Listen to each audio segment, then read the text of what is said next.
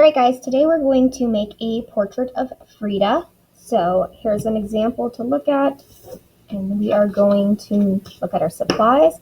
So you will first need a sheet of white paper, a sheet of black paper, colored paper scraps, then pencil, scissors, glue, and crayons.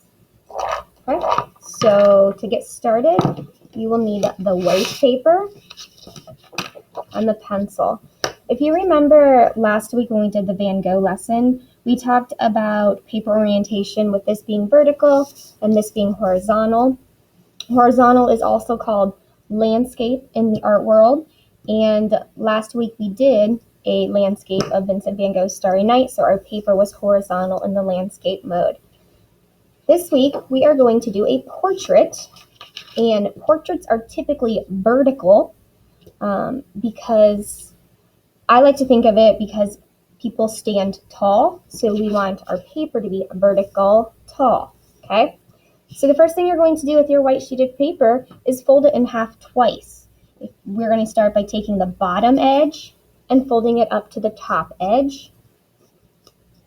I want to see if I can meet it really, really well. Okay, lining up my edges and my corners, and then don't just leave it like that because it's going to fall open, but instead you're going to want to push down on the fold or the crease, and then you can push and slide. Now what I'm going to do, you can leave it folded while we do our second fold, and I'm going to take my right edge and bring it over to my left edge. Okay, and it's going to get a little tricky right around here, but you're going to want to push on the edge or on the folds, slide. Okay. Then you're going to open it up, and essentially what we just did is we created guidelines. So I know that this is the center of my paper vertically, and this is the center of my paper horizontally. And we're going to use these to then begin our drawing.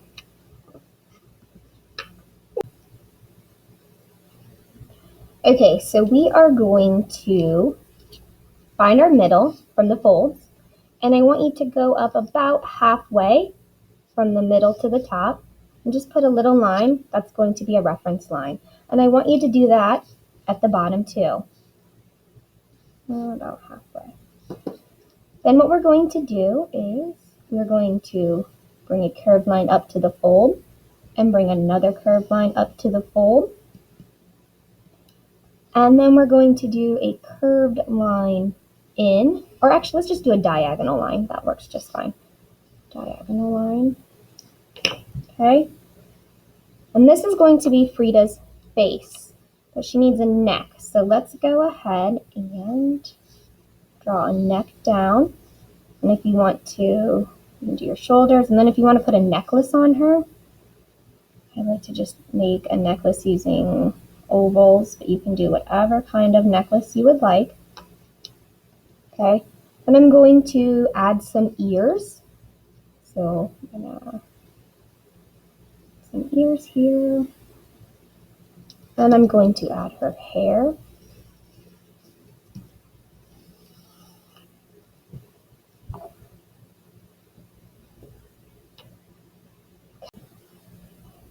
Okay, so I'm noticing when I stop to take a look that this side of her head is a little bit further than this side.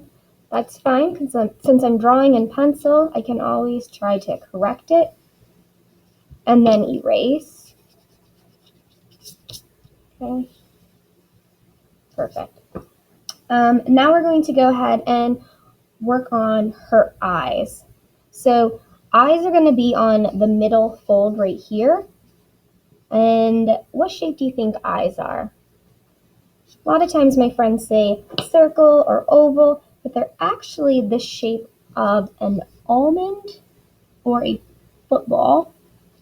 So I like to think of it as drawing a rainbow and then drawing a smile, and they look kind of like almonds. Then inside of those, you draw two circles. The smaller circle is your pupil, and then the bigger circle is your iris, the color part of your eye. The pupil is the black part of your eye. All right, and then we're going to do Frida's infamous eyebrow, which is essentially a unibrow, and we're going to start over on the edge of her hairline, bring it down to this middle fold, and bring it up, and do the same thing. Great. Now I'm going to draw her nose. You can do her nose however you want. In this example, I did sort of a, what would you say that is, like a hook or maybe an L shape. Maybe in this one, though, I just do a U and then maybe like a little bit of nostrils that way. Again, you can do your nose however you are comfortable doing noses. And then her mouth.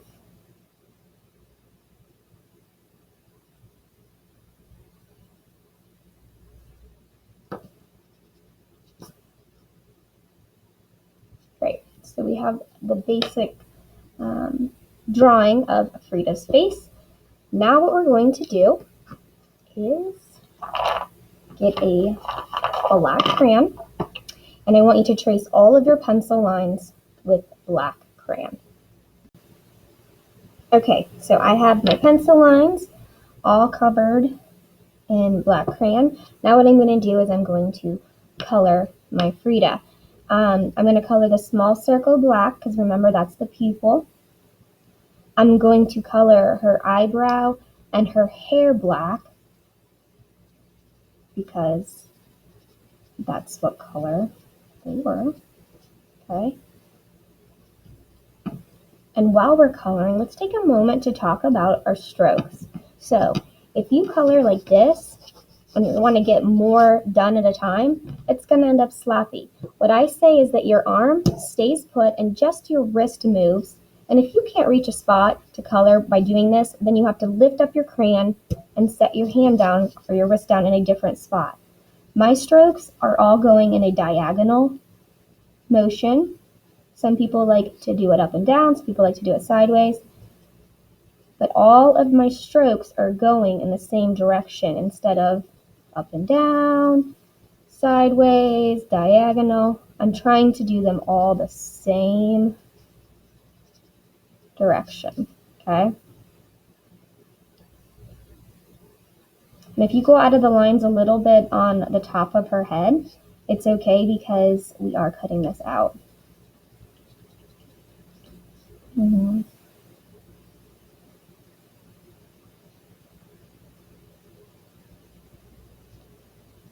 you can go ahead and color her skin, her mouth, the iris part of her eyes. I believe her eyes were brown. Her skin was a darker complexion, so I might use this brown for her skin.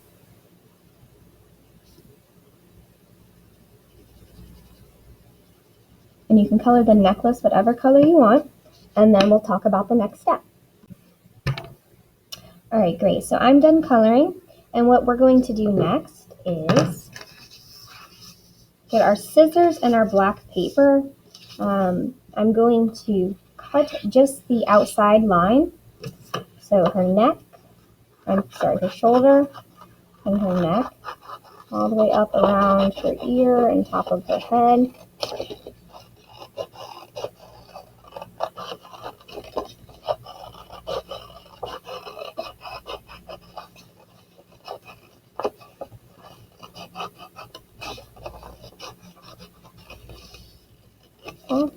And I'm going to glue my Frida portrait down on my black paper. Now, since I don't have a body, it ends here, I can't glue it like this because then it would look like her head is floating. I want to make sure that I'm gluing it down at the bottom, and the bottom of Frida's neck or shoulder is lining up with the bottom of my black paper. If you remember from the Van Gogh lesson, when we glue things down, we're not putting glue on the base paper. In this case, the black paper is the base paper. Instead, we're going to put it on the smaller piece that goes on top. So I'm going to flip this over and put some glue, not too much, but also enough on the edges so the edges don't curl up. Okay. Basically, I'm tracing the outside edge. I'm going to do a little bit in the middle. Okay, and remember, I'm going to not leave it up here. I want to make sure that I line up the bottom edges as best as possible. Awesome. Now, often when you see portraits of Frida, she has flowers in her hair, like a flower crown. So what we're going to do today is we're going to cut out various shapes to make a flower crown similar to this. So I used green triangles to represent leaves or foliage, and then I used various colored circles to just represent flowers. You can use whatever shapes you would like to make your Frida flower crown. So I'm going to cut a couple triangles, different sizes. Great. I might come back and do more later. Then I'm going to cut a couple circles. I might put two pieces of paper together and cut two at the same time. Now, a lot of my friends have a hard time cutting circles, and so do I sometimes. It doesn't have to be perfect, and sometimes I try to make it perfect and I end up with a much smaller circle than I had intended. I'll show you what I mean. So I'm like, oh no, I actually went in too far, and I end up keep getting smaller and smaller, and that's totally fine. That can be like the center part of your flower. No big deal. Also, if you cannot cut out a circle, just make an organic shape. It's kind of,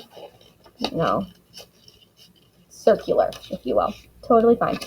A lot of my friends are going to want to take the pencil and draw a circle. Please, let's try not to do that. This is a skill that I want you to master. I want you to be able to cut without having a line to cut on. Just keep practicing. Oh, see, this one went smaller than I thought it was going. Oops, no big deal. Let's see, a couple more, and then I can start placing them. So I'm going to arrange the flower crown shapes before I actually glue them down, so I can get an idea of what I want. I don't want to have to glue something down and then wish that I had put something somewhere else. So I kind of want to get a feel of how I want to do this. I maybe want a couple more smaller circles. Maybe over here. Oopsie. What do you think so far? It's looking pretty good. Okay, I'm gonna actually find some white paper. I'm gonna scraps again. It's the white paper that I just cut out her face from.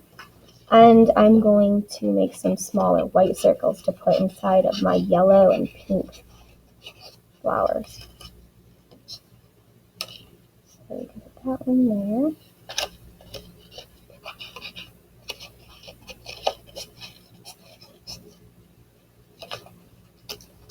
And put this one here.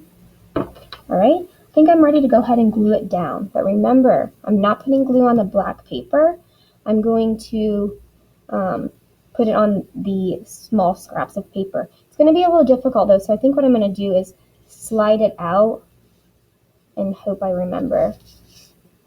I might actually, you know what I'm going to do? I'm going to arrange my individual flowers first by putting the smaller circle glued on top.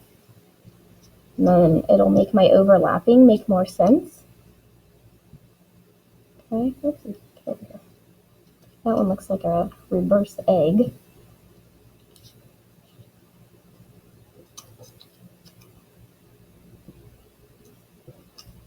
Okay. Boom. Okay, so now I can start gluing my, I think that this one is about right here. And I'm just going to kind of glue it around, I think. Let's see if this works. Okay. I'm going to tuck this one underneath. Great.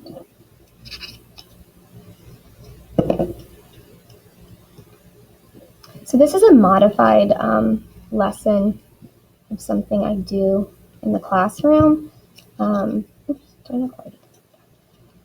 I'm excited to see how this one turns out because I absolutely love the one that I do in the classroom. And I think that this one's going to be just as cool. Actually, I think I'm going to put this one on top. I don't know why. And I can tuck my leaves.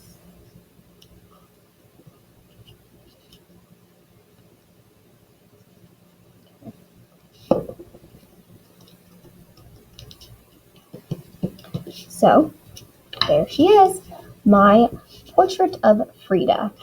I did this one earlier, and I did this one. So I wanted to do two of them to show you that they look like the same assignment, but they are both very different. This face is longer because I just drew it longer, and the flowers are different, but they both are extremely successful, and they both remind me of Frida Kahlo, which is the artist we're studying. Hi guys, I'm going to show you how to upload your finished portrait of Frida onto our student gallery using Padlet. You can find the link to Padlet in both Clever and Schoology. What you're going to do is you're going to find your grade. So I am going to pretend like I am in 6th grade. And in title, I'm going to upload my name. I'm going to put a fake name, first name, last name. Sam Klein, and I'm going to pretend like I am in Miss Roberts' class. So then I'll put my first name, last name in the title. In Write Something, I'm going to put my class code, 6th grade Roberts. And I'm going to click on this camera right here. And the camera is going to pop up either on my laptop or on my iPad, depending on what I'm using. I want you to position your picture as best you can in the camera space. And then you will hit on the camera icon. Oh boy.